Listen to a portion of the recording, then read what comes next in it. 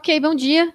Bom dia a todos que estão online, e aos que estão aqui presentes. Meu nome é Patrícia, eu já fiz formação aqui no IBAC e agora eu fiz mestrado e doutorado, acho que vocês não me conhecem ainda, é a primeira vez que eu dou aula aqui. Então, primeiro eu quero até agradecer a oportunidade de estar aqui compartilhando com a Ana Paula, que deu a primeira aula, né, essa segunda aula desse tema, que é a economia comportamental operante aplicada à clínica. O que acontece? Economia comportamental hoje é um tema muito, muito falado, né, o tema da moda na análise do comportamento e principalmente na parte cognitivista. Por quê? Isso está sendo muito utilizado, inclusive pelos governos de todo mundo, para propor políticas públicas. É uma demanda, inclusive, da OCDE, que esses governos, e existem laboratórios disso no Reino Unido, na Austrália, nos Estados Unidos, para que encontrem meios de incentivar a população a tomarem decisões, a fazerem escolhas, a emitirem comportamentos, a partir de desenhos de contingências, né, que são propostas na formulação de políticas. Só que isso acaba entrando um pouco na área um pouco mais cognitivista, porque, né, é uma tendência aí principalmente nos Estados Unidos, de utilizar aí conceitos mais de cognição para explicar esses assuntos.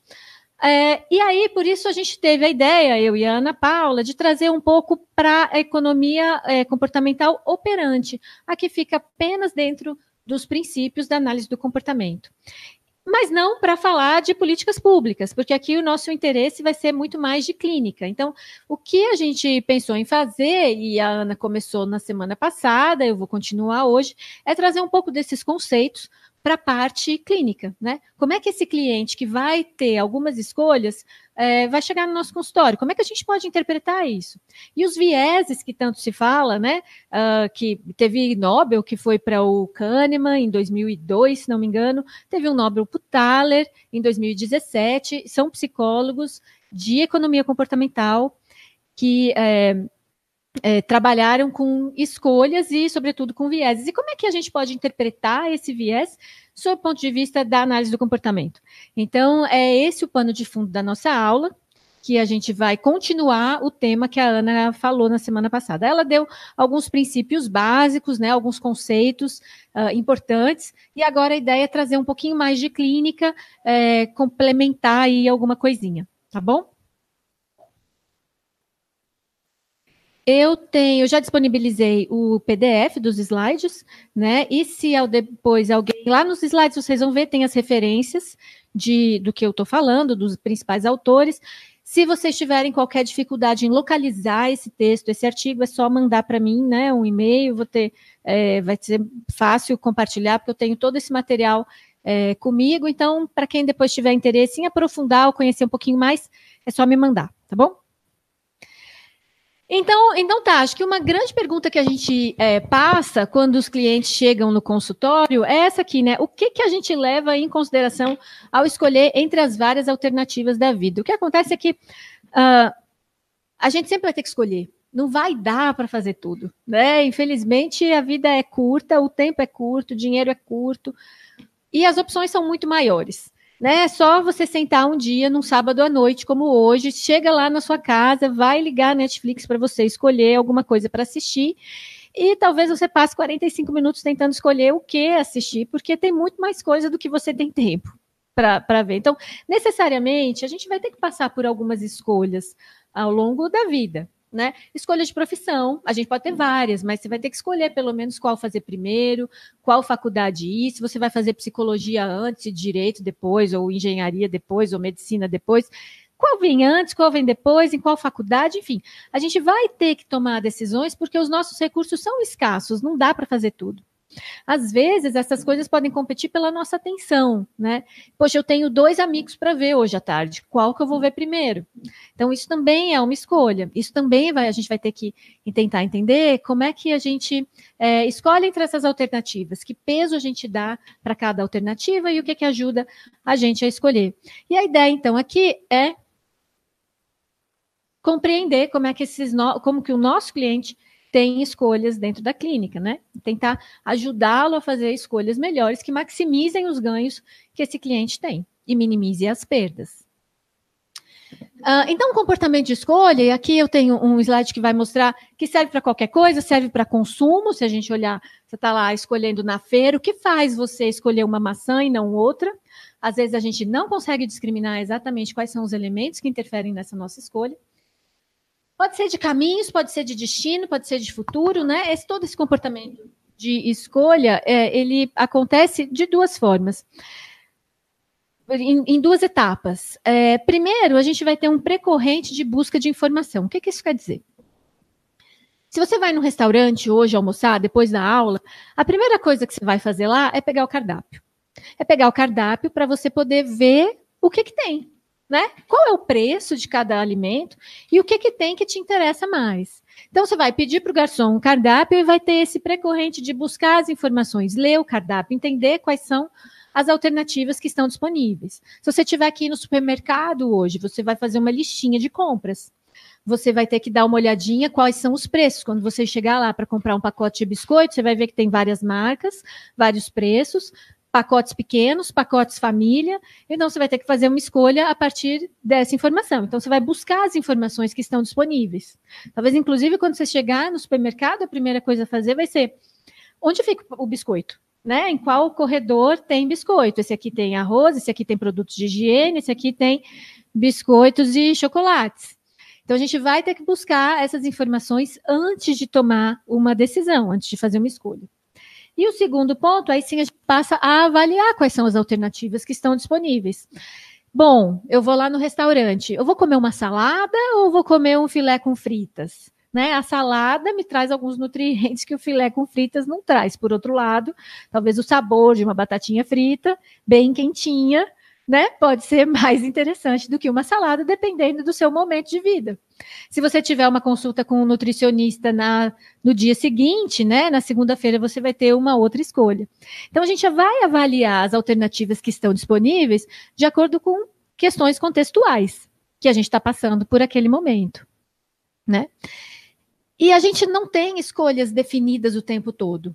Não vai dar para ser assim, estável na preferência. Por quê? Porque a vida muda. Então, por exemplo, imagina que seu time está na final do campeonato, o jogo é hoje e o jogo vai ser aqui na cidade em que você está, aqui em Brasília. Né? Você tem ingresso para ir. Você vai no jogo? Se parar por aqui, a resposta é provavelmente sim, você vai no jogo. Mas, nesse mesmo dia, é o casamento da sua irmã. E aí, você vai no jogo? Repara que conforme a gente vai incluindo novas informações, a gente pode ser que a gente mude de ideia. E é ok, né? É legal poder mudar de ideia, porque a gente precisa ter essas informações de contexto que fazem com que a gente encontre um caminho melhor para escolher aquilo que maximiza, como eu disse, maximiza o nosso ganho. Então, ir ao jogo não depende unicamente do jogo ou do preço do ingresso, ou de onde ele vai ser. Depende de outros elementos, de outras variáveis que competem com o jogo, que podem acontecer no mesmo dia. O que significa, então, dizer que essas preferências que a gente tem não são estáveis. Né? Quantas vezes você já quis fazer alguma coisa, já decidiu e falou para todo mundo que ia fazer aquilo, e de repente não fez. Porque outras coisas mudaram, algumas coisas aconteceram, né? Então, as nossas preferências, elas flutuam no tempo. E talvez por isso algumas pessoas digam que existe uma irracionalidade no comportamento. Porque esse é um tema da economia comportamental, né? O que se fala é que se a gente aquele conceito de homo econômicos que vem da economia, que diz que a gente é racional e a gente avalia os nossos ganhos. Quando chega aqui, entre ir no jogo ou ir no casamento da irmã, isso não faz sentido, né? Não é pelo valor que você ganha ou que você perde, né? Você passa a encontrar outras variáveis que interferem nessa escolha. E as preferências não são estáveis, a gente vê, inclusive, nas questões de desconto, que eu acho que a Ana Paula trouxe na semana passada, falando que, dependendo do ponto de vida que você está, a sua decisão vai ser diferente ao longo do tempo. Então, se você decide ganhar R$100 hoje, ou 120 amanhã, né? Você depende do momento onde você está. Então, essas preferências elas vão mudar e a gente tem a curva do desconto temporal, inclusive para mostrar isso. O que significa então, a nossa preferência não ser estável? O que acontece é que aqui na nossa tríplice contingência, que é a nossa ferramenta, né, principal lá de Skinner, a gente tem um grupo de antecedentes que dizem a ocasião em que esse comportamento pode ser reforçado ou punido. Só que essa linha, ela não é tão clara e tão permanente assim. Existem antecedentes que sinalizam outras coisas e o comportamento pode mudar.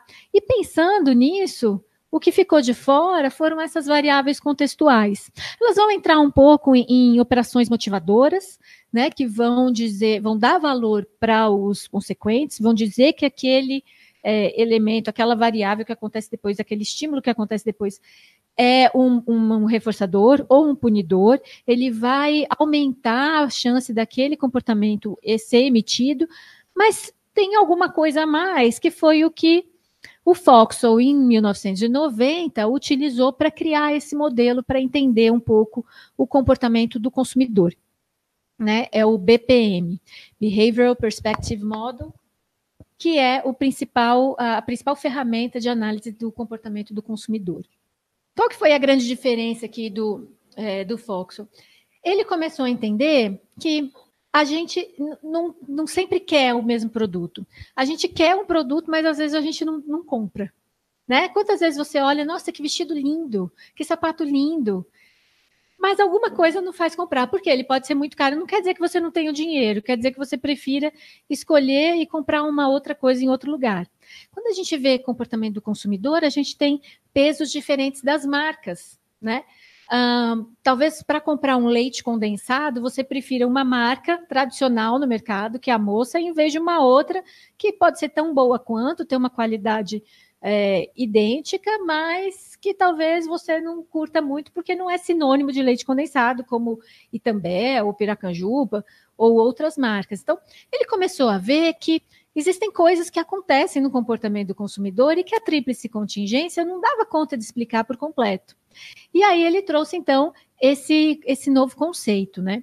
Segundo esse conceito, aqui, então, o que acontece? No comportamento do consumidor, existem forças opostas de reforço e punição. Ao mesmo tempo que você é reforçado por comprar um produto, você também é punido por perder o dinheiro que você tinha.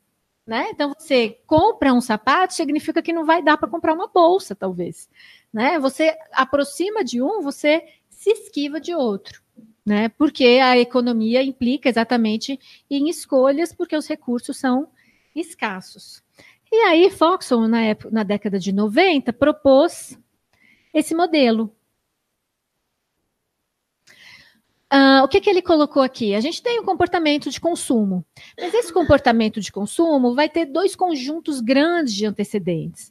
Ele vai ter um conjunto de cenário, onde esse comportamento acontece, e outro conjunto que é a história de aprendizagem individual. Ele separou, né, os elementos que estão nos antecedentes meus, eu, Patrícia, que vou lá no supermercado fazer a compra do mês, entre os elementos do próprio supermercado. Então, lá, oferta, compre aqui, compre 2, pague 1. Se você levar no máximo 5 unidades por pessoa, porque está em oferta, então você tem que limitar. Esses elementos que estão no cenário, eles até interferem aqui com a minha história de vida, dependendo do dinheiro que eu tenho disponível, do número de vezes que eu já fui reforçada por comprar essas ofertas, pelas marcas, mas estão elementos ali do cenário. Então, ele separou esses dois. E outra coisa que ele fez nesse novo modelo foi entender as consequências, dividir em três conjuntos de consequências. Primeiro, ele encontrou que a gente pode ser reforçado pelo uso do produto em si, né? O sabão em pó que lava mais branco. Realmente, você coloca na máquina e a sua roupa fica limpa, cheirosa, perfeita. Então, esse é um ganho do produto em si. Mas ele também pode ser um ganho daquilo que eu digo para as outras pessoas como eu uso. Né? Então, assim, eu compro Omo e não IP. Né? Então, o Omo tem um pouco mais de status, talvez. E isso entra aqui. A gente vai ver isso aqui com detalhes, tá? Eu só vou passar o geral e depois a gente vai entrar aqui em cada um desses pontos. E ele colocou, incluindo aqui nesse modelo, as consequências aversivas, né? Que tem a ver com o tanto que se perde ao comprar um produto. Você pode comprar Omo ou você pode comprar IP, só que Omo você vai pagar mais caro, IP vai ser um pouquinho mais barato. O que vai entrar nessa sua conta? Né? Então, a gente tem aqui consequências aversivas que dá perda do dinheiro. E aí ele continuou, o Foxwell continuou elaborando esse modelo, e aí ele entendeu também que essa punição também se divide em duas partes. Porque eu também posso ser punida por ostentar um produto, né? Eu tenho aqui saio com o meu carro importado, numa cidade talvez mais de periferia, pode ser que eu seja avaliado como uma pessoa que ostenta, que só quer se mostrar, exibida, enfim. Então, também existem punições que dizem respeito ao status. Tá? Agora a gente vai ver, então, com detalhes, cada um desses elementos aqui. Primeiro, vamos falar do cenário. E, gente, se tiverem aí alguma dúvida, né, por favor, podem mandar, tá? Vamos falar do cenário, então, como um conjunto de estímulos discriminativos que estão no ambiente. Podem ser estímulos discriminativos sociais, né, de como as pessoas estão na loja, num comportamento de consumo, mas não apenas numa loja, num shopping, talvez numa festa, porque você também pode consumir numa festa, num ambiente qualquer. Há questões do ambiente físico, então você tem lá, imagina uma loja super colorida, super animada, com uma música super bacana. Como é que você vai se sentir nessa loja? Né? Tem elementos do cenário que talvez propiciem a você fazer compras, talvez com ficar mais tempo na loja, e aumentando o tempo de loja, você talvez compre mais lá também. Elementos temporais, regulatórios, aí com relação a compre 1, leve 2, ou apenas 5 produtos, ou você está sendo filmado, né? Pode ser um elemento do cenário que reduz a probabilidade de você comprar. Que você fique mais atento, ou que você fique mais incomodado em estar na loja e saia de lá correndo, né? Então, a gente tem esses elementos do cenário. E o cenário, ele é um contínuo entre fechado e aberto. O que isso quer dizer? Um cenário aberto, ele vai ter muito menos regras, né? Uma feira de rua, onde você vai, do jeito que você estiver, você compra, você conversa com o vendedor, você faz uma pichincha, você pede um desconto, aí a outra pessoa vem, pede uma para encomendar, vem buscar depois, você tem, assim, uma flexibilidade muito maior.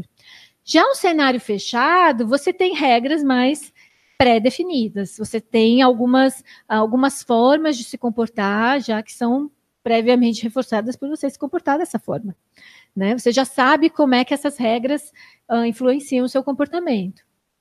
Então, a gente tem, por exemplo, não dá para dizer que um restaurante 5 estrelas, com 4 copos, 5 talheres de cada lado, 3 pratos, onde você tem lá um garçom para cada pessoa, você olha para cima, o garçom te serve alguma coisa.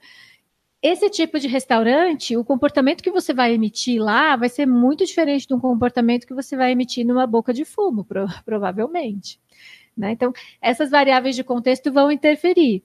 Né? E numa feira de rua. Então, o que acontece é que a gente vai ter, num cenário mais fechado, um ambiente que é muito mais planejado.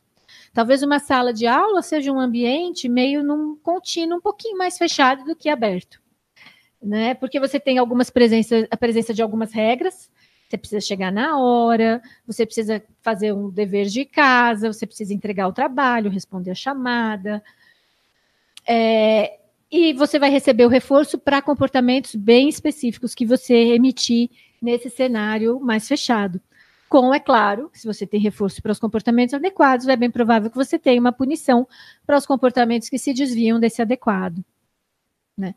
Então, por exemplo, uma prisão é um comportamento em tese fechado. Quando você chega lá dentro, talvez você descubra que não é tanto, porque a gente vê pelas notícias de jornal o tanto que as coisas acontecem, né, de uma forma até pouco sistemática dentro de prisões. Mas, em tese, você tem regras, você tem, né, o horário para os presos se recolherem, aí você tem dentro lá um outro cenário, que é o cenário real, que acontece entre as facções criminosas.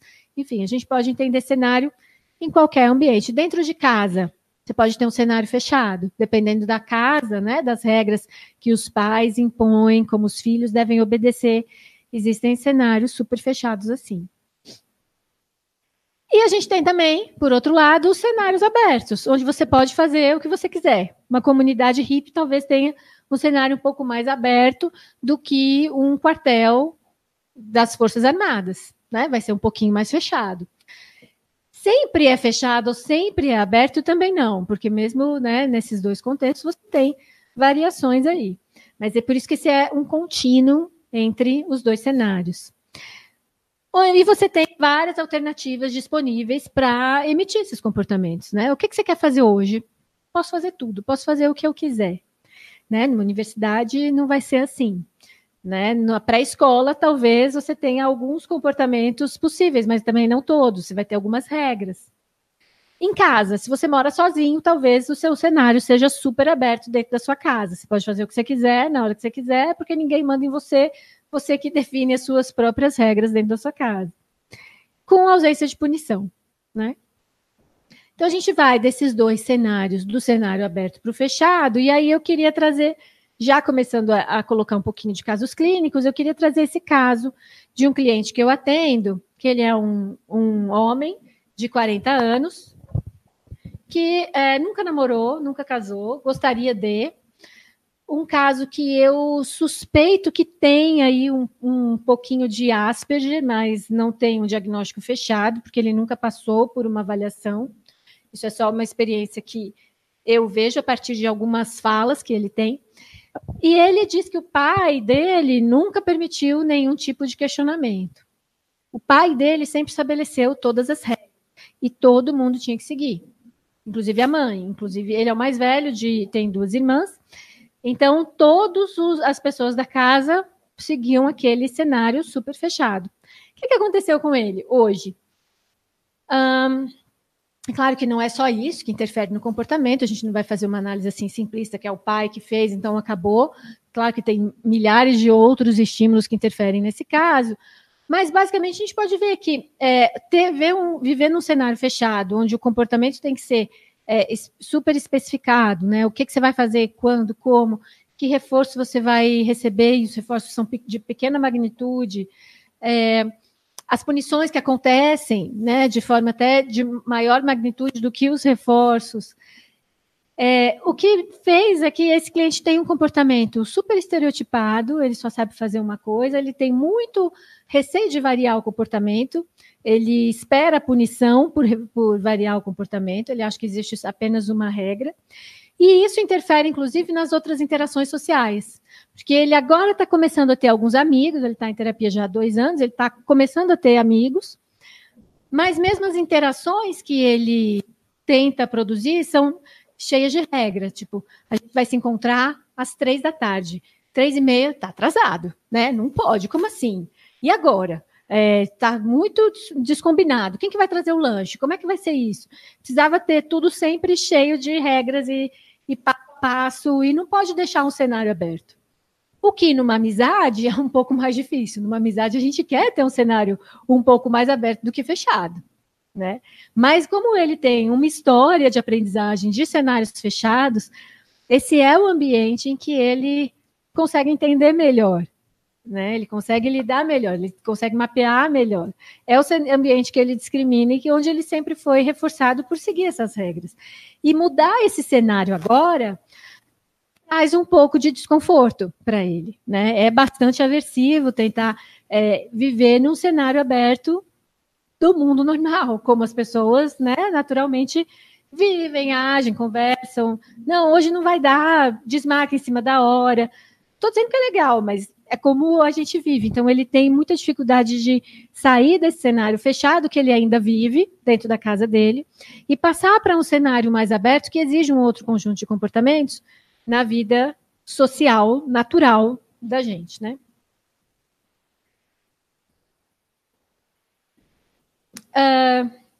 Ok, quanto ao cenário, se tiverem depois alguma dúvida. Que agora a gente passa, então, para a história de aprendizagem, que é o segundo elemento ali dos estímulos antecedentes. Como é que a gente sabe da história de aprendizagem? Conversando, né? Sim, a gente vai lá conversar com a pessoa e ela vai nos contar qual o grupo cultural que ela pertence, quais são os valores que ela tem, a que normas ela costuma obedecer, quais são as preferências de reforçadores, quais são as tendências de comportamento, as habilidades, as competências, tudo que ela já faz, né? Como é o histórico de reforçamento e punição, como já foi, né, os condicionamentos respondentes que ela passou, medos e traumas, o que aconteceu, isso tudo vai interferir ali quando a gente for ver no nosso modelo, na história de aprendizagem. E ele vai interagir com o cenário a que ela pertence. Tá? Isso acontece de forma bem separada quando a gente está falando de comportamento do consumidor e um pouco mais unida quando a gente está falando de comportamento na clínica. Né? O cenário e a história, eles se misturam. Né? E aí a gente chega também no comportamento. E a história, assim, eu não vou gastar muito aqui no tempo na história, porque eu acho que é um elemento antecedente que a gente está bem acostumado a ver na clínica, né? No curso de formação. A gente já sabe bem como entender a história do cliente, tá? Então, não vou demorar muito aqui, a gente pode passar, então, para o comportamento, né? O ponto principal aqui da nossa análise funcional. A forma como a gente se comporta, então, em cada ambiente é diferente, a gente já sabe, e o comportamento ele pode ser diferente na sua topografia. Mas na função, ela é semelhante. Então, se você vai comprar um peixe na peixaria ou comprar um produto de alto valor, né, numa loja chiquérrima do shopping mais classe A que tem na cidade, se você vai comprar flores para decorar a sua casa, ali da mocinha que vende no bar, assim, uma rosinha para entregar para alguém, ou se você vai comer num food truck, a questão é a função que essa resposta tem, e não tanto a topografia. Né?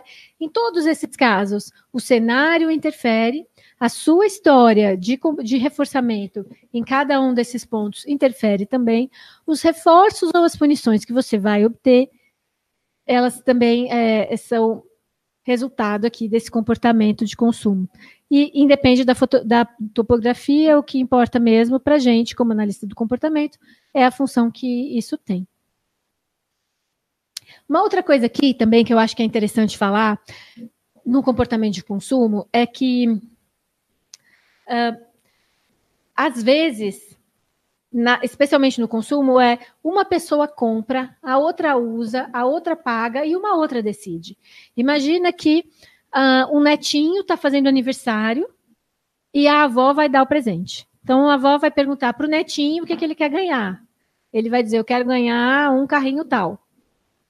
A mãe vai fazer a compra, né? A avó vai falar, não tem como ir no shopping, você pode ir comprar para mim? E aí a mãe vai lá, faz a compra com o dinheiro da avó. A avó está pagando, a mãe está comprando, quem vai ganhar o presente é o menino, quem escolheu tudo foi a criança. Talvez com mediações aí dessas outras duas personagens da história. Então, muitas vezes, quem escolhe o que comprar, quem usa, são pessoas diferentes. Né? No comportamento de consumo, isso acontece. Eventualmente, isso pode acontecer também na clínica, quando o pai decide o que o filho vai fazer, né? E aí alguém tem que intermediar para fazer esse pagamento. Eu estava no posto de gasolina até essa semana e estava vendo lá que é proibido vender combustível para pessoas menores de 18 anos. E aí eu fiquei pensando numa situação assim, imagina que a mãe vai abastecer o carro e está sem dinheiro, o cartão bloqueou, esqueceu, não está sem, e o filho, que tem menos de 18 anos, está no carro e paga essa conta. Como é que fica isso? Né? Claro que a mãe está intermediando, isso não teria problema, mas repara que a gente tem quem está comprando efetivamente, fazendo pagamento ao filho, que tem menos de 18 anos. Quem está comprando pode ser a mãe, no sentido de fazer o pedido, e quem vai usufruir são os dois, porque vai levar esse combustível, vai ser usado para levar e buscar da escola, do curso de inglês. Né? Então, a gente tem pessoas diferentes nessa cadeia de comportamentos de consumidor, principalmente. Né? E acho que é interessante pensar nisso, porque quem assiste a propaganda do brinquedo é a criança. Quem vai comprar o produto é o adulto. E aí a gente pode, então, chegar aqui nos dois conceitos básicos. Esse aqui, né, tenho certeza que todo mundo já sabe, decorado, o que é reforçamento, o que é punição. Reforçamento, quando você tem consequências positivas, que aumentam a probabilidade de que esse comportamento volte a acontecer. Você vai no restaurante que é super legal, você é super bem tratado, a comida estava uma delícia, a conta estava ótima, né? Um preço bem acessível, você provavelmente vai voltar lá. Se, por outro lado, você vai no restaurante e você passa muito mal depois, você talvez não volte lá, porque isso pode ser uma punição para o seu comportamento, né? Já que consequências aversivas que são apresentadas depois da emissão do comportamento e que reduzem a probabilidade de que essa resposta volte a ser repetida. Então, é bem provável que passar mal depois de ir no restaurante seja considerado uma punição. Você nem volta lá, nem passa na porta, e cada vez que passa na porta, lembra que passou mal e passa mal de novo. Só que o Foxall, ele não colocou apenas esse conceito de reforçamento e punição. Ele acrescentou uma subdivisão aqui de utilitário e informativo. E aí a gente pode passar, então, para ver sobre isso, porque não é só o reforçamento que é utilitário, a punição também pode ser. Basicamente, as consequências utilitárias, elas incluem os benefícios ou perdas derivados diretamente do uso desse produto. Então, quando você compra a gasolina para o seu carro e pode andar com ela, isso é diretamente utilitário, né? É uma consequência que vem realmente de poder usar. Você comprou um doce e saboreou. É uma consequência utilitária. Você comprou um sofá para sentar lá na sua casa, ele é confortável e você consegue assistir televisão nele.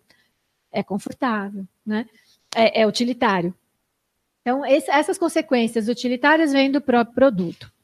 Até aí tudo bem, um conceito até bem simples. O que eu acho que ele inova bastante é trazendo os conceitos de consequências informativas.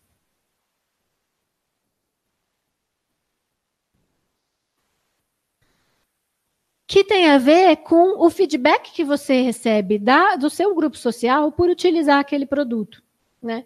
O tanto de status que você ganha ao comprar um sofá da Tokstok ou comprar um sofá da Casas Bahia, né? Existe uma diferença de status aí.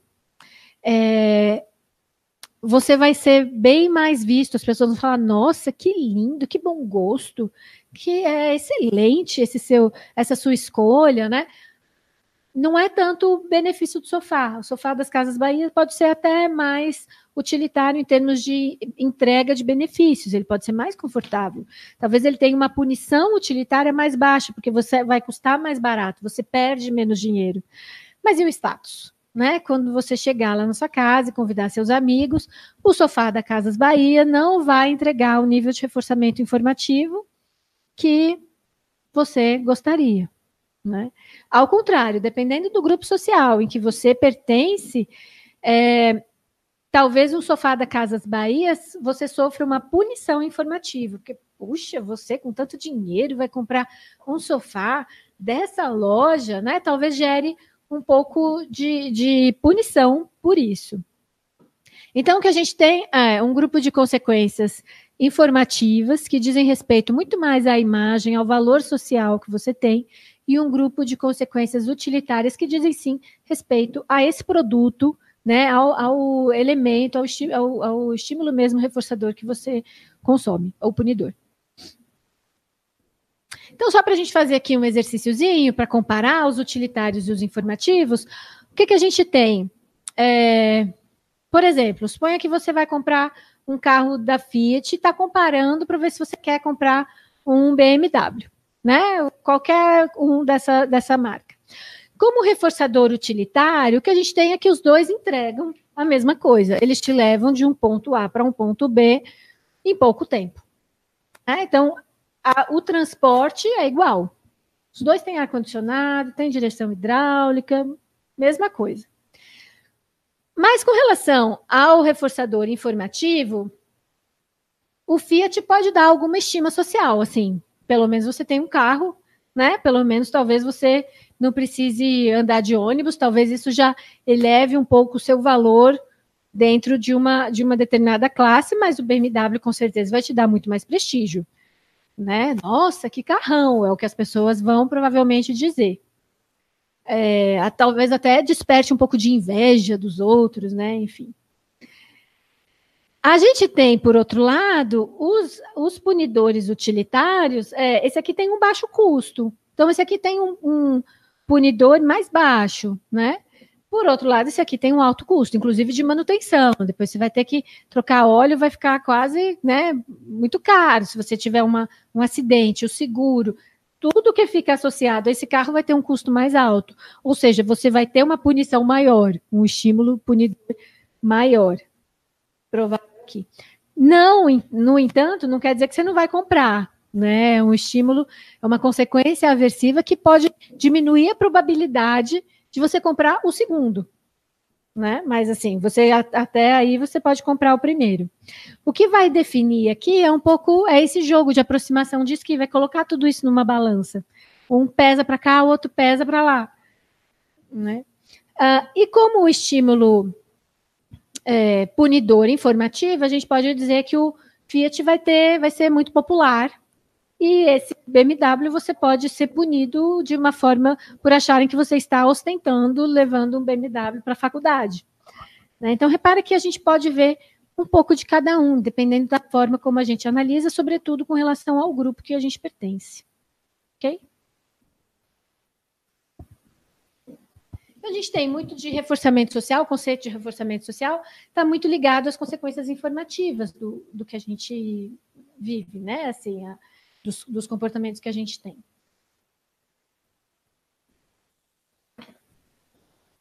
E aí eu queria, então, trazer mais um exemplo, o caso B, o cliente B.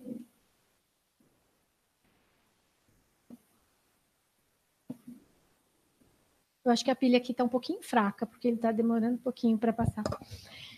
Esse cliente B que eu queria compartilhar com vocês, ele é médico, ele é muito jovem, ele entrou na faculdade muito jovem, e o que ele diz é que ele escolheu a profissão que esperavam dele. Né? Na família todos tinham essa profissão, os primos também tinham a mesma profissão, enfim. E aí ele foi simplesmente seguindo a profissão. Temos agora, além da Saara, Keila, Daniel e Débora. Ok. Então, para vocês quatro, se vocês tiverem qualquer pergunta, por favor, interrompam. Né? Depois vocês vão ter meu e-mail, caso lembrem depois de perguntas, também podem enviar todas essas referências, como eu disse no começo, talvez vocês não estivessem aí, todas essas referências eu tenho artigos, então se alguém quiser entender um pouco melhor e estudar, aprofundar, só fazer o pedido, tá? Eu mando sem nenhum problema. Então, voltando aqui no caso do nosso médico, ele escolheu a profissão que esperavam dele. Né?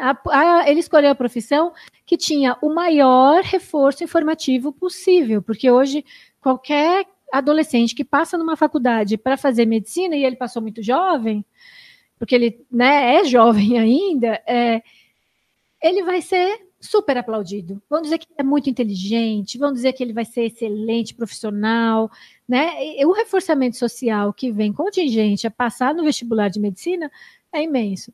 E se formar, ele continua, né? Ao se formar, ao fazer a residência.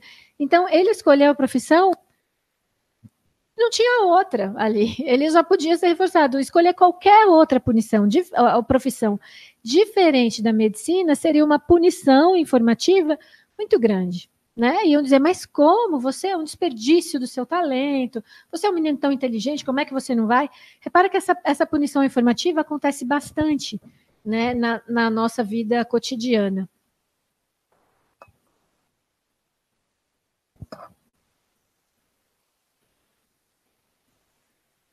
Oi? Obrigada. E aí, o outro exemplo que eu queria dar também de reforçadores informativos é dessa cliente C. Ela entrou em terapia de casal comigo há algum tempo atrás. Eles já pararam, os dois, eles se separaram no final da história, mas foi uma separação bem mais tranquila. E o que ela dizia, ela queria muito ter filhos. Por quê? Porque todas as amigas tinham bebê. ela ia em chá de bebê toda semana, depois batizado, depois aniversário de 1 ano, e ela não tinha filhos. Então, tem um reforçador informativo aí, né, de pertencer a essa classe de pessoas que têm filhos, e de ser questionada por que você não tem. Como que assim? Você não tem? O que aconteceu? Por que você não quer? Você tem que arrumar um bebê, né? A melhor coisa do mundo. Você tem muitos elementos informativos aí. E punições informativas por não seguir essa regra do jogo. Né? Então, isso aconteceu com ela, ela percebia muito. E eu via muito, tanto nesse caso de C quanto no caso de B, a questão do informativo, né? Do reforçador social. Porque, veja, não é só ser médico e ganhar muito dinheiro e ajudar as pessoas e salvar vidas. Isso seria um benefício utilitário da profissão. Mas para ele, ele não era isso. Inclusive, ele disse uma vez que ele estava de plantão e falou: poxa, acabou a chuva, foi todo mundo para o hospital. Ah, que saco, ter que ficar aguentando, atendendo sem parar. Assim, né? Foi o que ele escolheu fazer. O benefício utilitário virou, na verdade, uma punição utilitária, ter que atender muitos pacientes. Claro que eu entendo que, né, a vida de plantonista, eu atendo vários médicos no consultório, e eu sei que, sim, é uma profissão estressante, tem muita demanda, você tem que dar respostas certas, você não pode errar, existe uma pressão grande da sociedade por isso, mas foi uma escolha feita. Né? Não quer dizer que, como a gente viu, as preferências não são estáveis, não quer dizer que essa escolha permanece. Mas aqui o que ele tem muito o benefício utilitário para ele é pequeno da profissão. O que é realmente importante aqui era o benefício informativo. E a mesma coisa aqui com C, né, com essa cliente C, que o benefício utilitário de ter filhos não era ter filhos porque eu gosto de criança, porque eu quero deixar o meu legado, porque eu acho que a minha família vai ficar completa. Não era tanto isso. Era muito mais no discurso dela, todo mundo tem e eu não tenho. Né? Era claramente um benefício informativo que ela estava buscando, um reforçador informativo. Então, esse aqui é o nosso panorama geral do modelo de perspectiva comportamental, que serve para comportamento do consumidor, mas não apenas isso. Né? Na minha tese de doutorado, eu usei esse modelo para entender, por exemplo, comportamentos corruptos, né? Onde você pode ganhar e você pode perder. Né? Só que esse aqui entra com probabilidades distintas. Você pode ganhar muito dinheiro e ser super reforçado pelo seu grupo, é isso aí. Você está com a gente, pertencemos à mesma classe, vamos para Paris, colocar um guardanapo na cabeça e, enfim, aproveitar. Você também pode ser punido de forma informativa, sendo vaiado no restaurante, vaiado no aeroporto, como aconteceu, né, anos atrás com alguns políticos. Não apenas para isso, a gente pode utilizar para comportamentos de conflito com a lei, tem estudos, né, de comportamento em conflito com a lei que usam esse panorama. Eu tenho trabalhado agora num grupo de pesquisa para a Anatel de comportamentos do consumidor de telefonia, né, e o comportamento das operadoras de telefonia com relação aos consumidores. A gente usa esse panorama também. Bom, se tiverem dúvidas até aqui, tá? Porque agora a gente passa um pouquinho para um outro elemento que é a parte de escolhas, um pouco mais. Falando agora sobre vieses de escolha e o comportamento de economia comportamental aí, um pouco mais do que já vem sendo falado dos cognitivistas, só que a gente vai fazer aí uma interpretação um pouco mais para a nossa área, ok?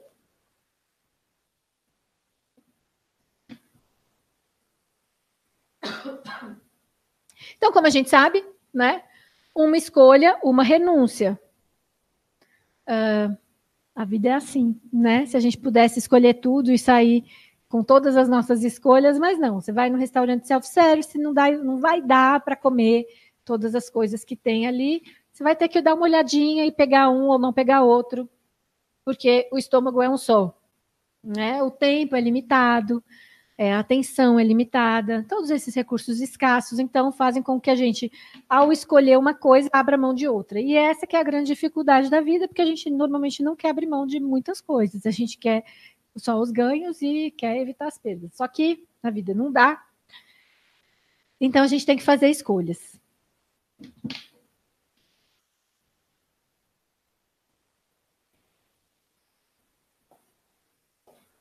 Aqui. E muitas vezes a gente não escolhe bem, né? Muitas vezes a gente faz coisas sem sentido. Na verdade, muitas vezes a gente não consegue explicar o que foi que a gente estava pensando na hora que a gente fez o que a gente fez. E assim, depois de um certo tempo, você fala, nossa, você vai buscar uma discriminação aí apenas verbal para explicar o seu comportamento, mas o que a gente fala é que os nossos comportamentos são irracionais, sobretudo nessa parte de escolha. Isso que a literatura fala. Só que, será que é irracional mesmo, né? Será que a gente não varia a nossa escolha? Porque os elementos variam, porque os elementos do cenário, como a gente viu lá no BPM, varia. E conforme a gente vai tendo histórias individuais e elas vão crescendo, a gente varia, né? O que você faz quando você tem 14 anos não é o que você vai fazer quando você tem 28. Nem é para ser a mesma coisa, né? Então, se você olha pelo ponto de vista da economia, do homo econômicos, a gente deveria ser um só. A gente deveria sempre fazer a melhor escolha.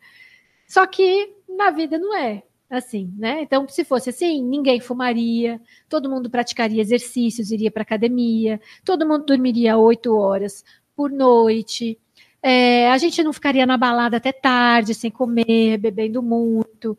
A gente teria uma vida muito mais certinha, todo mundo seria saudável, a gente faria todos os exames preventivos. Quem é que faz isso tudo hoje? Levanta a mão. Quem, né? Quem consegue seguir toda essa rotina? São poucas as pessoas. De modo geral, a gente flutua o nosso comportamento, e a gente não vai para balada toda semana, mas a gente vai de vez em quando. A gente não come hambúrguer toda semana, mas a gente come de vez em quando. Então, a gente vai fazendo essas escolhas variadas e nem sempre a gente maximiza o nosso ganho, né? Se fosse para maximizar sempre, todo mundo faria concurso público para o órgão que paga mais. Só que, se todo mundo for para o órgão que paga mais, quem que vai trabalhar no órgão que paga menos? Ou quem que vai ter uma outra atividade, talvez menos nobre? Não dá para todo mundo ser médico, né? Então, a gente vai ter essa flutuação, o que para algumas pessoas pode parecer aí irracional. Mas será que é mesmo? E é isso que a gente vai tentar discutir aqui um pouquinho. A primeira coisa, e eu acho que a gente se esquece disso, é que muitas das nossas decisões vão ser influenciadas pelo momento em que a gente está vivendo ali, aquele momento, né? Repara, se você vai para um supermercado morrendo de vontade de ir no banheiro, você não vai pesquisar o preço direito. Você tem que comprar o quê? Farinha, açúcar, arroz, feijão. Você vai pegar o primeiro que você vê de cada um dessa lista e sair correndo, porque o seu estado interno de preciso ir no banheiro se sobrepõe às outras escolhas que você vai fazer na vida. O mesmo vale para quando você tem um estado de ansiedade, né? Você está morrendo de medo da prova que você vai fazer amanhã, você tem uma cobrança muito grande das pessoas que precisam do seu resultado, que, né, todo mundo quer que você passe, você também quer passar, você tenta se esquivar da perda de pagar de novo o semestre por perder essa prova, perder essa matéria. Como é que você vai estar tranquilo e passear no parque num dia antes? Né? O seu estado interno vai influenciar muito do seu desempenho. Né? Você vai ter comprometimento das suas respostas operantes, dependendo do estado interno. Tem um texto do Banaco e Zamiani que falam sobre isso, que é um texto muito interessante. Ele conta bem sobre o papel da ansiedade nas nossas escolhas. Né?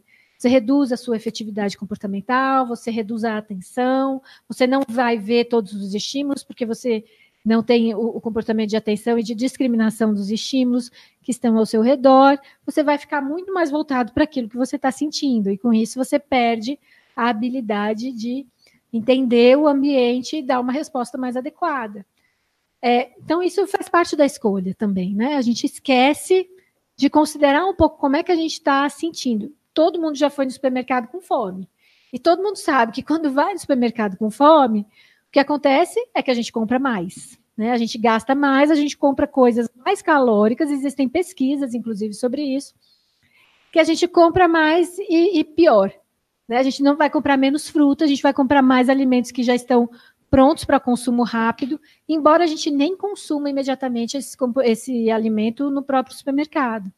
Mas existe essa tendência de quando você está com muita fome, você vai comprar um pouquinho mais errado. Por isso que se recomenda que você coma antes de ir no supermercado, porque pelo menos você vai reduzir o seu estado interno e poder fazer aí uma escolha melhor, né, para aquela compra.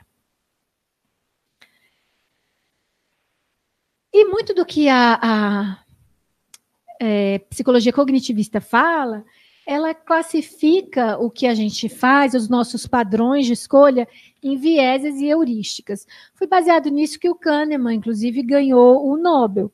E veja, não é para a gente jogar o bebê junto com a água do banho, né? Porque apesar da gente não considerar na análise do comportamento esse elemento cognitivista que faz com que as decisões sejam tomadas, né? Não é interno. Mas a gente também não pode jogar fora alguns das descobertas do Kahneman e de vários outros pesquisadores, Ariely, Schwartz, o Tversky, que trabalhava com Kahneman, e alguns outros, porque eles fizeram descobertas interessantes, né? E são essas pesquisas que a gente vai dar uma olhadinha a partir de agora, né? Só que a gente vai interpretar isso não com o viés cognitivista, e sim sob o ponto de vista da análise do comportamento, tá? Vieses são, de modo geral, assim, só a definição geral, é aquilo que puxa para um outro lado a decisão, né? Então, se você vai decidir, você é canhoto, por exemplo, como eu sou, então é bem provável que você escolha primeiro as coisas da sua esquerda, em alguma situação. Você bate primeiro na barra da esquerda, numa situação assim. Isso pode ser um viés, né? Ainda que a barra da direita me forneça algum reforçador maior, eu vou para a barra da esquerda porque eu tenho mais facilidade, mais força nesse braço, enfim, alguma coisa assim. Então, isso pode ser um viés. As heurísticas são chamadas assim, são caminhos de decisão. Então, eu penso nisso, depois eu vejo isso, depois eu faço assim, né? É uma linha, um processo de decisão, são chamadas as heurísticas, tá?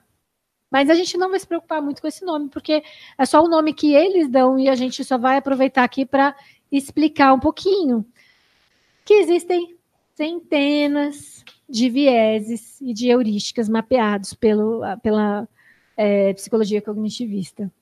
Esse aqui é um infográfico que eu tirei desse site, Visual Capitalist, e ele mapeia aqui 188 vieses cognitivos, né? Cada uma dessas linhazinhas aqui que vocês estão vendo, pequenininhas, é um viés, e elas estão agrupadas aqui pelos temas gerais, e depois um outro agrupamento. Então, quando você recebe muita informação, você tem alguns, quando você não tem significado, quando você precisa agir rápido, né, quais são os agrupamentos e os seus vieses, e tem a referência aqui, porque depois vocês podem entrar para ler, caso vocês tenham paciência e curiosidade, para ler cada um desses. Na Wikipedia eles colocam até mais, acho que são 300 e tantos vieses mapeados com um nomezinho, né?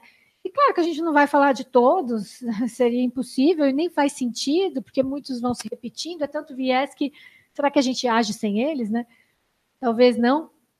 Mas eu selecionei alguns que são mais frequentes e mais interessantes e que têm uma interpretação e uma aplicação clínica importante para a gente trabalhar. Tá? Mas são muitos. Nesse mesmo site, se você colocar lá vieses, né, bias, você vai ver alguns outros, assim. Vieses dos empreendedores para tomada de decisão, vieses para você, sei lá, escolher não sei o quê. Então, eles têm vários nomezinhos. Eles são graficamente interessantes, o nome sempre é um nome, né, bacana, tipo status quo bias. Tem uns nomezinhos legais. Mas, assim, na verdade, o que interessa é a função que eles têm no nosso comportamento e como é que isso se desenvolve. Então, o que eu queria falar para vocês desses vieses são os chamados erros de julgamento, né? E são chamados assim porque eles, né, deveria ser de um jeito. Por que a gente faz de outro, então? De modo geral, quando a gente tem uma situação de incerteza, a gente tem uma tendência maior a cometer esses erros. Por quê? Como vai ser o futuro? né? Que curso você deve fazer? Saindo da faculdade, você vai fazer um outro curso, você vai fazer um mestrado, você vai fazer uma pós-graduação, você vai fazer um concurso, você vai tentar uma bolsa de pesquisa fora do Brasil. O que você vai fazer? Como é que a gente vai escolher se a gente não sabe o que vai dar certo, né? Você vai abrir um consultório, você vai trabalhar numa clínica que já funciona, você vai para a psicologia da saúde, você vai para a psicologia social. A gente tem muito mais perguntas do que certezas, né? E quando a gente tem que fazer um julgamento nessa situação, é muito mais complicado, porque a gente vai trabalhar com probabilidades. A gente não sabe exatamente qual é o caminho que vai dar certo, né? E isso aparece o tempo todo no consultório, né? Todo mundo já tem que pegar um cliente que faz exatamente essa pergunta: o que eu faço? Né? Devo me separar ou devo ficar casado? Tenho ganhos em separar, tenho ganhos em ficar casado. Se eu ficar casado, não sei se eu vou ser feliz. Se eu me separar, não sei se eu vou arrumar uma outra pessoa, né? Então, como é que você julga nesse mar de dúvidas? Né? Muito sobre separa ou casa ou compra uma bicicleta, né? O que a gente sempre brinca. Profissão, para que lado eu vou? Devo deixar meu emprego? Não devo deixar? Fico ou não fico? Enfim, esses são temas que sempre aparecem no consultório. Porque a gente não tem um feedback, né? Assim, vou casar, vou separar, eu preciso separar para ter o feedback. E aí já não existe mais o outro caminho. Né? Eu costumo dizer que qualquer caminho que a gente vai seguir, a gente acaba colocando um pouco de importância nesse caminho e reforçadores vão aparecer em ambos. Né? Qualquer caminho pode dar certo no final da história, mas a gente vai precisar fazer uma escolha antes. Duas coisas aqui sobre incerteza. Primeiro, a gente tem a incerteza do tipo risco. Nesse risco, a gente tem algumas probabilidades que são calculáveis, né? Então, aqui, a gente escolhe com resultados potenciais múltiplos baseados em probabilidades calculáveis. Como você, quando joga num cassino, você tem lá um número de cartas ou um número da roleta, você sabe que tem 100, você consegue mais ou menos calcular a probabilidade de sair vermelho, de sair preto, de sair a carta 7 de copas. Enfim, essas probabilidades são calculáveis, não que a gente consiga fazer esse cálculo rapidamente. E porque essas coisas vão se acumulando. Já saiu o 7 de copas, será que vai sair o rei de espadas?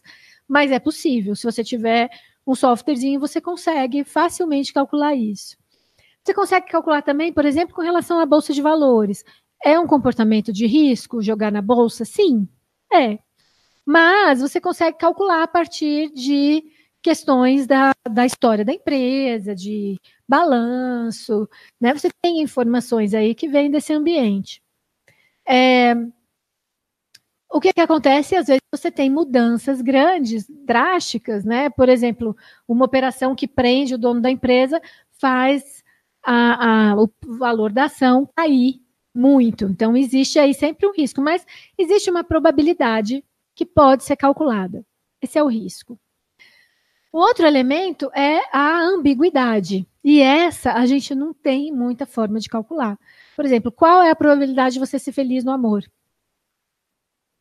Quem souber ganha $1 milhão, né? Acho que essa é a pergunta que todo mundo quer saber.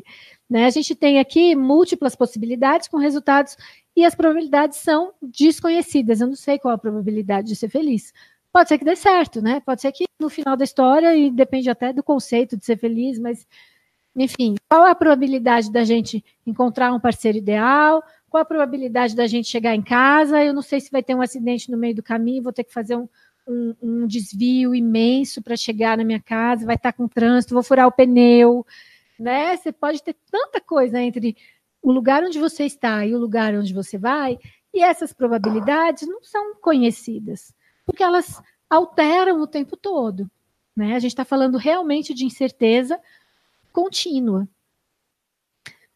O que a gente diz é que pessoas que são, de modo geral, têm um comportamento um pouco mais ansioso, elas vão ter maior aversão ao risco.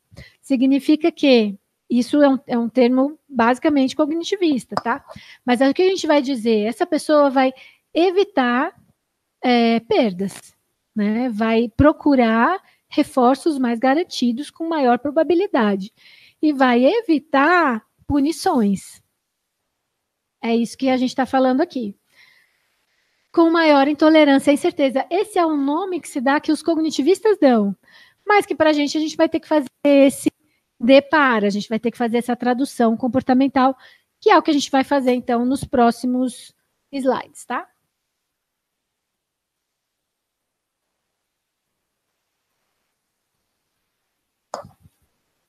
Bom, o primeiro viés que o Kahneman conta, e eles começaram a estudar o Kahneman-Tversky, que eles eram parceiros nos estudos, desde a década de 70, meados da década de 70. O Kahneman foi o primeiro psicólogo que ganhou o Nobel de Economia, né? Para falar um pouco sobre isso. O Tversky já tinha morrido. E o Kahneman escreveu um livro super popular. Quase todo cliente que eu recebo no consultório já leu esse livro, quer discutir, que é o Rápido e Devagar, que é um livro interessante, mas que a gente tem que fazer toda essa tradução. Como eu falei, a gente não pode jogar o bebê junto com a água do banho. O que o Kahneman fez foram estudos bem importantes. A gente não pode descartar os estudos. O que a gente vai oferecer sempre é essa nova interpretação, mais pelo lado da análise do comportamento, né? Com um novo olhar. Né? A gente vai tirar esse elemento interno e colocar aí no ambiente, na história, no cenário, nos reforçadores utilitários e informativos, nisso tudo.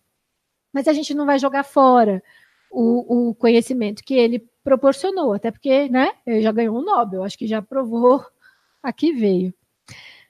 Então, o primeiro ponto que ele coloca lá, um dos primeiros, é que a gente não é muito bom quando a gente tem que lidar com probabilidades e possibilidades. Isso não fica muito claro. Talvez nós, seres humanos, não tenhamos essa habilidade matemática que foi desenvolvida aí evolutivamente. Talvez a gente tenha, em algum momento, a gente continue evoluindo e ganhe um pouco mais de facilidade nisso.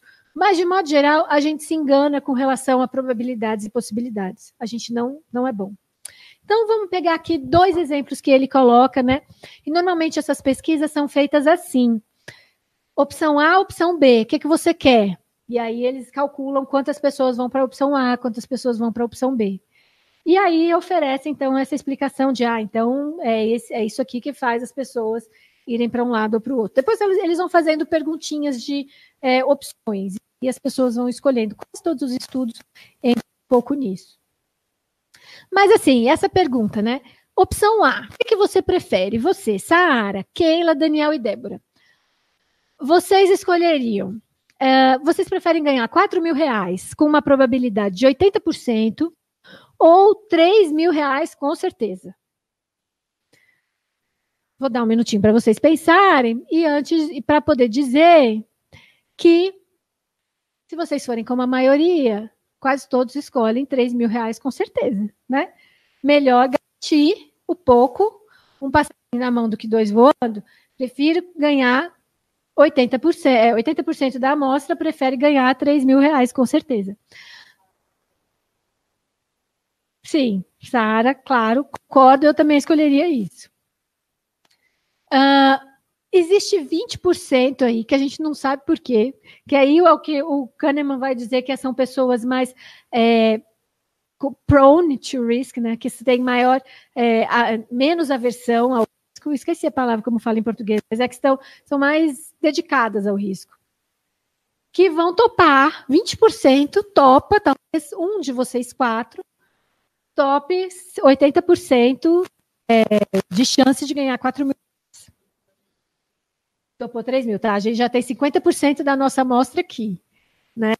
Não sei como é que a Keila e a Débora vão escolher, mas a gente já tá meio a meio aqui. Ok, né? Parece bem razoável, eu também escolheria aqui, acho que quase todo mundo escolheria aqui. A gente sobra um mistériozinho para descobrir por que esses 20% arriscam mais. O que tem na história de vida dessas pessoas que faz com que elas topem um risco? Mas o Kahneman não entra nisso, a gente também não vai entrar. Aí ele faz uma outra pergunta. Tá bom, vamos ver agora. Você prefere R$4.000 com probabilidade de 20% ou 3 mil com probabilidade de 25%? Sara, Daniel, que já votaram na outra. Alguma ideia? Antes de eu passar os resultados? Um segundo.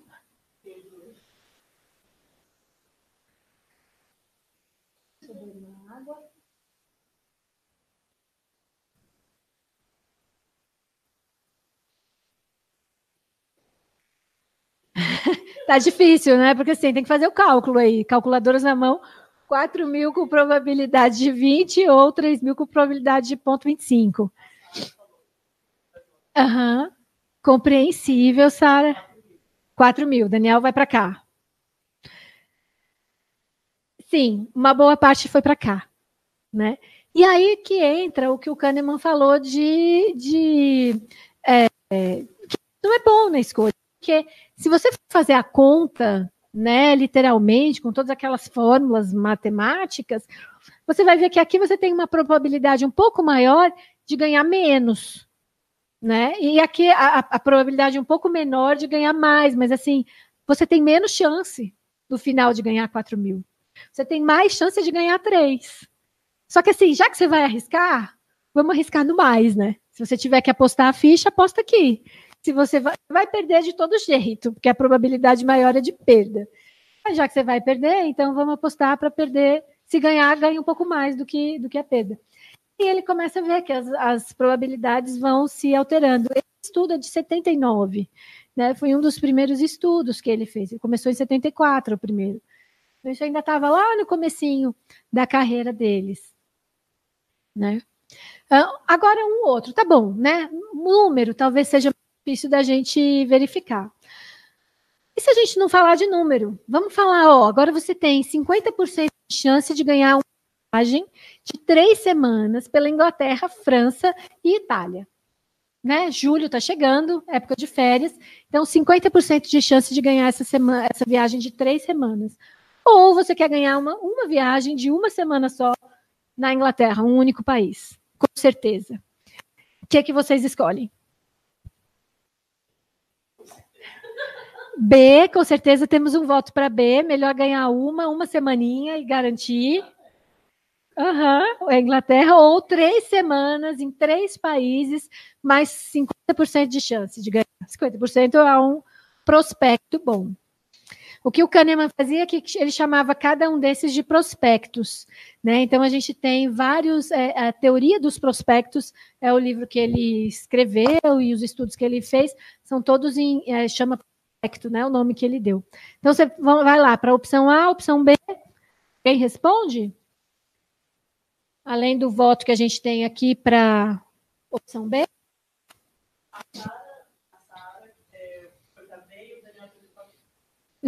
Todo mundo na B, né? De fato, na amostra do Kahneman, 78% vai para a opção B. Só 22% topa arriscar ganhar semanas. E aí, vamos de novo para uma nova perguntinha. Agora, você tem 5% só de chance de ganhar uma viagem de 3 semanas. E 10% de chance de ganhar a viagem de uma semana. Qual que você escolhe? Então, a gente estava com 50% e 100% na primeira etapa. Agora, só 5% ou 10%? Sara, Daniel, Sheila e Débora. Alguém vai para a opção A? Vamos repetir a opção B?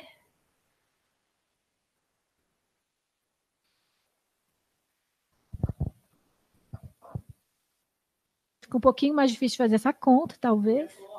A?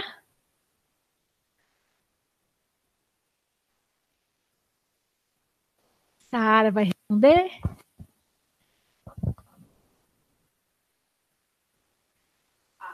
A. Que é como a maioria vai para a opção A, 67% da amostra vai para cá, 33% vai para o 10% de chance. Só que aí, de novo, né? A gente está falando de entre esse daqui é 50 para 100. A gente está falando exatamente da mesma proporção de chance quando você muda para essa daqui, né? A mesma proporção. Aqui você tem o dobro de chance de ganhar uma semana para metade da chance de ganhar as 3 semanas. A preferência se inverte, né? Todo mundo que foi para B, para ganhar com certeza, começou a arriscar agora ganhar um pouco mais. Então, eu prefiro ganhar pouco com certeza ou ter uma chance de ganhar muito. Eu prefiro ganhar pouco com certeza. Agora, eu prefiro arriscar ganhar muito ou arriscar ganhar pouco? Eu arrisco ganhar muito, né? Isso que ele chamou de reflection effect. É o que a gente faz com que a gente evite o risco para ganhar e procure o risco. Então, assim, o que a gente prefere se eu tenho uma chance de perder, eu tento evitar ao máximo. Sensível a essa parte de aversivos. Mas, se eu vou ganhar, então eu vou garantir o meu ganho o mais rápido possível, né? Reduzir um pouco a chance de perder. E é isso que esses 2 efeitos falam, tá? Eu ia sugerir agora que a gente desse uma pausazinha, porque, deixa eu ver se a gente tem mais 10 minutos. Eu vou fazer aqui Não, acho que dá para a gente falar em 10 minutos, né? A gente para às 10h30, então. Isso tem muito a ver com essa sensibilidade a aversivos. E isso tem até uns pesquisadores da própria análise do comportamento que publicaram no GEAB, um estudo muito interessante, que é o Rasmussen e Newland, de 2008, que eles começam a tentar calcular quanto a perda é aversiva e quanto o ganho é apetitivo, né? Assim, quanto que o ganho reforça para a perda que pune. Eles tentaram fazer um experimento em que eles colocavam assim, você ganhava, você perdia, um experimento bem bacana, e basicamente assim, para a gente não perder tempo falando de todo o experimento, o que eles chegaram à conclusão é que perder 1 equivale a ganhar 3, ou seja, se você perde R$10, tinha R$10 no bolso, perdeu, você vai ficar com uma tristeza, vamos chamar assim, X, desse tamanho. Aí você está andando e encontra R$10 no bolso da calça, você vai ficar com uma alegria X. Não é igual. Perder R$10 não é igual a ganhar R$10 em termos da sensação que isso traz. Perder é sempre 3 vezes pior. Então, se você vai ganhar, você precisa achar R$30 para ter uma emoção equivalente, ter o valor equivalente de perder 10, né? Então, é isso que esse estudo mostra. Então, você ganha e perde. Ganhar sempre vai ser menos, né? Perder é equivalente a ganhar 3. Então, tem aí um valor de 3 vezes mais para perda. É mais sensível à perda. E é mesmo. Né? Ao longo da nossa história evolutiva, a gente sempre vai tentar evitar perder e ganhar mais. O Kahneman e o Tversky, eles colocam, inclusive, esse gráfico, que é o valor a função de valor entre ganhos e perdas. E o que ele diz é que a perda é sempre mais íngreme e o ganho é mais lento, né? Então, o valor da perda, ele fica mais reto, mais perto de... Você perde mais, você sente mais, né? E o ganho, ele é um pouquinho mais alongado para cá. E aí, eu queria trazer esse caso de uma pessoa que eu atendi, cliente D, que ela tinha uma história aversiva muito forte, assim, muitas perdas aconteceram na vida dela, né? O pai faleceu, o irmão se suicidou logo depois, no mesmo mês ela foi demitida do emprego, depois o marido, né? Então, muitas perdas muito próximas, elementos aversivos na vida em profusão aqui. E é muito difícil, quando você está numa situação dessa, tentar equilibrar com um lado bom, porque a gente sabe que a perda vale 3 vezes mais. Então, ela precisaria ter 3 ganhos maiores, 3 vezes ganhos maiores do que esse. Não adianta só arrumar um outro emprego, né? Porque arrumar outro emprego não chega a equilibrar essa conta. Né? Arrumar um outro marido, um marido muito melhor, também não chega a equilibrar. Então, a gente vai ter que entender, quando isso chega na clínica, que o peso do aversivo é maior. Você vai ter que lutar com ele, né? Vai ser mais pesado mesmo. Não adianta, vamos pensar então no lado bom. Eu até vou contar um caso que a gente tentou, né, trazer isso um pouquinho mais equilibrado, mas os aversivos aqui são muito presentes.